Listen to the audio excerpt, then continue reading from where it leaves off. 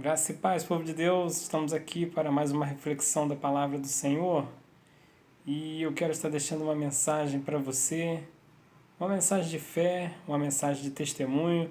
Vamos estar orando ao Senhor nesse momento para que o Espírito Santo possa falar melhor aos nossos corações. Amém? Deus querido, te damos graças, ó Pai, porque o Senhor é aquele que tem abençoado nossas vidas, tem nos guardado, nos protegido a cada dia, Senhor. Por isso nós louvamos o teu santo nome, Pai querido. E te pedimos que a tua palavra possa falar aos nossos corações nesse momento. Amém. Quero estar deixando para você uma reflexão no livro de Atos dos Apóstolos, capítulo 2, a partir do versículo 37. É uma palavra que fala a respeito de fé, testemunho e a obra que o Senhor pode fazer na nossa vida através da promessa dele. E diz assim a palavra do Senhor. Atos 2, a partir do versículo 37. Ouvindo eles estas coisas, compungiu-se-lhes o coração e perguntaram a Pedro e aos demais apóstolos: Que faremos, irmãos? E respondeu-lhes Pedro: Arrependei-vos e cada um de vós seja batizado em nome de Jesus Cristo, para a remissão dos vossos pecados, e recebereis o dom do Espírito Santo. Pois para vós outros é a promessa, e para vossos filhos, e para todos os que ainda estão longe, isto é, para quantos o Senhor nosso Deus chamar. Com muitas outras palavras, deu testemunhos e exortava-os, dizendo: Salvai-vos dessa geração perversa. Então os que lhe aceitaram a palavra foram batizados, e havendo um acréscimo naquele dia de quase 3.000 pessoas. Irmãos, essa palavra que se encontra em Atos, capítulo 2, né, esse capítulo fala a respeito do Pentecostes, fala a respeito do dia em que a missão da igreja começou, e ali Pedro se levantou falando entre os irmãos, falando entre aquele povo que estava presente naquele local, e ele começou usando ali, né, a palavra de Deus através do profeta Joel.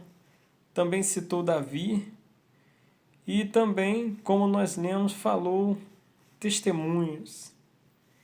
E você percebeu na leitura que aqueles homens aceitaram a palavra e quiseram se arrepender. E quais foram os argumentos que Pedro usou naquele momento? Primeiro, que é o Espírito Santo que convence o homem. Segundo, ele usou do testemunho, como nós lemos, ele usou a palavra profética de Joel, usou também Davi. E isso tudo nos faz refletir em uma coisa: o que eu e você precisamos como igreja, como proclamadores do Evangelho do Senhor, como aqueles que estão levando a palavra. Primeiro nós precisamos disso, do arder do Espírito Santo em nosso coração. Depois nós precisamos conhecer a palavra e usar a palavra do Senhor através da Bíblia Sagrada para fazer o nosso discurso. Depois nós precisamos testemunhar e exortar, ou seja, alertar aqueles que ainda não entenderam o chamado do Senhor. E dentro disso tudo, a gente vê que Pedro fez aqueles homens lembrar da promessa e do chamado que o Senhor tinha para todos nós, que seria para os filhos, seria para aqueles quantos o Senhor chamasse. E essa promessa, ela se estende até hoje na nossa vida, e estende até hoje na sua vida. Por isso, a reflexão que eu quero trazer para cada um de nós nesse momento é que é chegado o tempo de eu e você, nós começarmos a cada dia mais nos despertar, a cada dia mais erguer a nossa voz, assim como Pedro fez. Erguer a nossa voz e citar a palavra de Deus. Erguer a nossa voz e contar os testemunhos, os feitos que o Senhor tem na nossa vida. Talvez eu e você não temos experimentado isso ainda. Talvez nós não tenhamos contado o testemunho do que Deus irá fazer. Talvez nós tenhamos esquecido da promessa que o Senhor fez, das promessas que estão na Bíblia Sagrada, que é para eu e você. Talvez nós tenhamos esquecido do chamado do Senhor, temos esquecido daquilo que Ele prometeu, daquilo que Ele pediu, assim como Ele passou para os discípulos, Ele disse, ide por todo mundo, pregai o Evangelho. E a palavra lá no livro de Atos dos Apóstolos, ela mostra como começou a igreja, ela mostra como os discípulos começaram em meio à dificuldade, começaram em meio a perseguições, começaram em meio a tudo aquilo que parecia contrário. Isso me faz lembrar também de José. Eu gosto sempre de citar a experiência de José, que quanto mais os irmãos dele, quanto mais as situações o tentavam jogar para baixo, o tentavam jogar para dentro de um buraco, aquilo se tornava em bênção. E essa mesma perseguição que a igreja passou, os discípulos os cristãos começaram a ser dispersos ali com aquela perseguição. E a igreja do Senhor começou a crescer. E Pedro, nesse discurso aqui, ele começou a falar daquilo que Deus fez, a promessa que Deus fez através do profeta Joel. Ele começou a falar através daquilo que Deus fez na vida do patriarca Davi. E ele começou a falar testemunhos e começou a mostrar o que era o poder de Deus. E ali nós podemos ver que o coração daquelas pessoas ficou compungido, o coração delas ficou tocado pelo Espírito Santo. E naquele dia foram quase 3.000 almas que se converteram à presença do Senhor. E hoje nós não vivemos dias diferentes. Hoje nós vivemos dias onde estamos passando por algumas dificuldades, onde a gente vê um avanço da tecnologia, a gente vê um certo conhecimento que não é sabedoria. Nós vemos que o mundo está se enchendo de um certo conhecimento, mas não está tendo a sabedoria que vem do céu, a sabedoria que vem de Deus. E isso só quem pode dar é o Espírito Santo, através da busca, através da leitura da palavra, através de ouvir o testemunho, de ouvir aquilo que o Espírito Santo tem falado.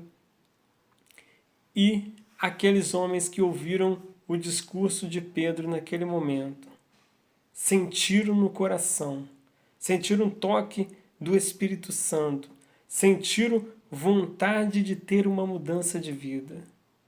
E o que nós podemos tirar dessa lição? Nós podemos tirar isso, que ao ouvir a palavra do Senhor, nós precisamos que o nosso coração seja tocado. E nós que estamos falando da palavra de Deus, nós precisamos falar com o poder e a autoridade do Espírito Santo para que as vidas sejam tocadas. Precisamos falar da Bíblia, precisamos falar da promessa, porque essa é a palavra de Deus que não volta vazia. Precisamos falar dos nossos testemunhos, falar da mudança que Deus fez, da transformação que Ele fez, para que as vidas sejam também tocadas e sejam também transformadas. Precisamos buscar e fazer como Ele convidou ali, livrar-se dessa geração perversa. E como é isso? É deixar de ter contato? É deixar de pregar o amor? Não. É pregar o amor para que haja a transformação, para que haja a salvação. Então eu quero convidar você a ter essa experiência. Eu quero convidar você, que é cristão, a querer isso, a querer testemunhar os feitos do Senhor na sua vida. Eu quero convidar você, que é cristão, a querer ter essa mesma presença do Espírito que a igreja em Atos dos Apóstolos mostrou, de busca, de união, de unanimidade, de estar buscando em oração, buscando a presença do Senhor, porque muitas vezes nós começamos a deixar de lado o que o Senhor quer. Começamos a deixar de lado aquela busca, aquele amor, aquele fervor. Começamos a não mais sentir isso. E em Atos isso fica bem claro, que é a busca pelo Espírito Santo, que a ordem que o Senhor deu para que eles fossem cheios, aquelas línguas que desceu como línguas de fogo, e eles começaram a falar nas línguas das nações vizinhas. Começou ali um marco para que houvesse a evangelização. E é preciso que haja também um marco na minha vida e na sua vida. Um marco da mudança, do dia que houve a verdadeira transformação, do dia que houve o verdadeiro chamado, que o nosso coração ficou compungido para ouvir a palavra de Deus, para dar ouvido e termos esse entendimento. Aí sim nós começaremos a falar do nosso testemunho, aí sim começaremos a falar da palavra de Deus, aí sim as vidas começarão a ser tocadas. Então, para concluir, eu quero convidar você a viver essa transformação. Eu quero convidar você a sentir essa presença, a se entregar verdadeiramente ao Espírito Santo. Estamos aí começando o ano e sempre quando começa o ano nós fazemos planos, nós traçamos metas. Então trace essa meta para você nesse ano de 2021 que está se iniciando. Trace essa meta de viver a verdadeira presença do Senhor, de viver o verdadeiro Evangelho, de ser tocado, ser mudado pela presença do Espírito. Assim como aqueles corações ali receberam a palavra, nós também precisamos receber a palavra do Senhor. Não esquecer da promessa, de todas as promessas que o Senhor fez, mas também não esquecer de testemunhar, de pregar o Evangelho, de convidar vidas a serem transformadas. Faça esse propósito com o Senhor, faça esse propósito de transformação, faça esse propósito de testemunhar aquilo que Deus tem feito na sua vida. Mas talvez você está pensando assim, mas não tem acontecido nada de sobrenatural na minha vida. Meu irmão, então é preciso que nós busquemos a presença do Espírito Santo.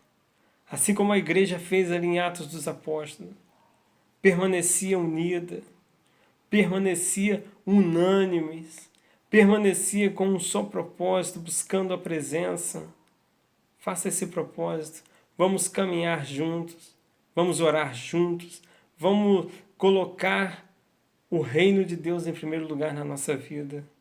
Então eu quero te convidar nessa noite a estar orando, eu quero te convidar a estar refletindo como está a presença do Espírito Santo na sua vida. Como está o poder de Deus na minha e na sua vida. Porque o que faz a diferença, o que faz ter toda essa mudança é o Espírito Santo, é a presença do Senhor, é aquele que faz, assim como aqueles homens ali que perguntaram o que faremos.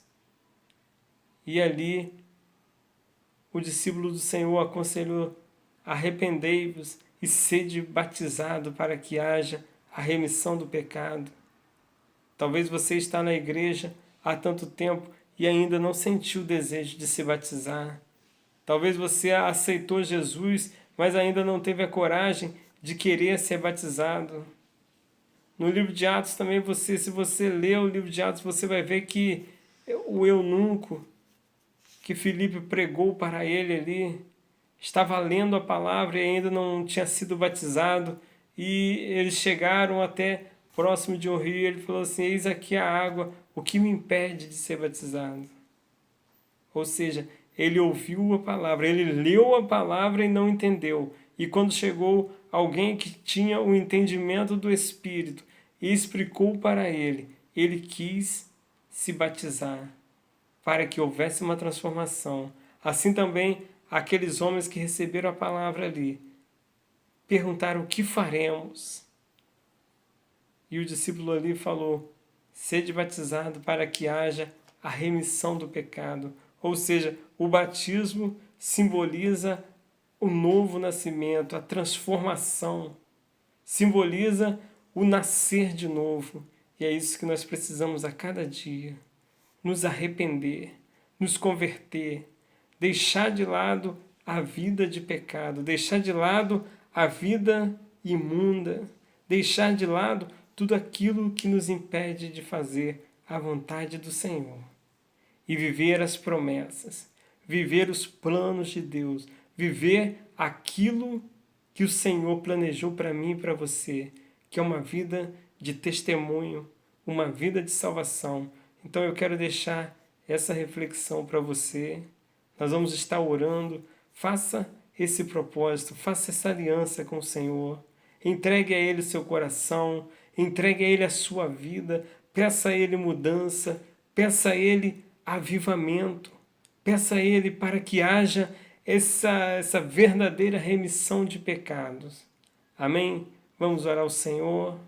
Deus querido, meu Pai, que nessa noite, meu Deus querido, possa haver essa mudança, possa haver essa transformação, meu Deus. Que nós possamos a cada dia querer, Senhor, viver o verdadeiro Evangelho, viver a verdadeira palavra, viver com o coração compungido, tocado pelo Teu Espírito Santo, meu Pai.